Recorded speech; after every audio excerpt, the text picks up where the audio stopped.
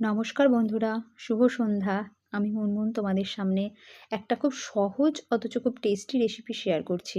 তোমরা তো বাড়িতে সবাই আলু ফুলকপি ভাজা খেয়েওছো, কিন্তু এভাবে রান্না করলে রোজগারের থেকে একটু আলাদাই লাগবে খেতে। তো আমি কড়াই প্রথমে গরম করে নিয়েছি। গরম করে আমি প্রথমেই দেখালাম ফুলকপি কেটেছি, আলু পেঁয়াজ তো কেটেইছি। এছাড়া ফুলকপি যে কচি কচি পাতাগুলো হয়, ছোট ছোট ডাঁটাগুলো হয়, ওগুলোও আমি ভালো করে ধুয়ে কেটে নিয়েছি। এটা প্রথমেই তোমাদের সাথে শেয়ার করলাম। আর শীত পড়ছে, ফুলকপি তো একটা নতুন সবজি। আর শীতের শুরুতে আমি ফুলকপির কোনো অংশই বাদ দিই না। এমনকি বাঁধাকপিরও যে ডাঁটিগুলো থাকে, তোমরা তো অনেকেই খেয়েছো। আমি ওগুলো মূলো দিয়ে শিম দিয়ে বেশ আলাদা একটা চচ্চড়ি করি। যদি কখনো করি তোমাদের সাথে সেটা শেয়ার করব। তো এখন আমি ভাজাটা করে নিচ্ছি, সেটাই দেখাচ্ছি তোমাদের।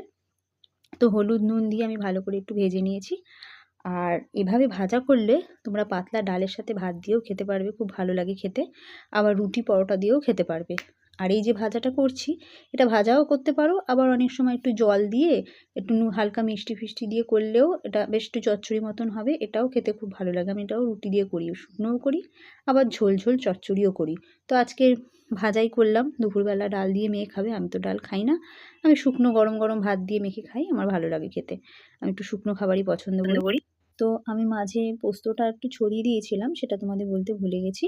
আর আমার ভাজাটা তৈরি হয়ে গেছে। কেমন লাগলো তোমরা কমেন্টস করে জানিও।